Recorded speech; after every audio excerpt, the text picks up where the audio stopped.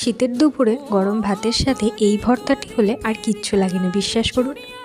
প্রথমেই মুসুর ডালকে ভালো করে জলে ধুয়ে নিয়ে তার মধ্যে কেটে রাখা আলু, ফুলকপি, টমেটো আর পেঁয়াজ দিয়ে তার মধ্যে অল্প স্বাদ অনুযায়ী লবণ, তেল আর হলুদ মাখিয়ে নেব।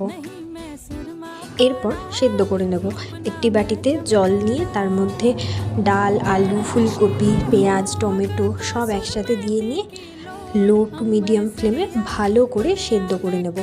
এবার সেদ্ধ করতে করতে আমি দেখে নেব ফুলকপি আলুগুলো প্রপার সেদ্ধ হয়েছে কিনা। অন্যদিকে কিছুটা পেঁয়াজ আর শুকনো লঙ্কা ভালো করে কড়া করে ভেজে নেব। ব্যাস, ডালটা ভালো রকম সেদ্ধ হয়ে গিয়ে জল শুকিয়ে এলে একসাথে সব কিছু মেখে নিন। চাইলে আপনারা রসুনও দিতে পারেন, আমি এখানে রসুনটা স্কিপ করেছি।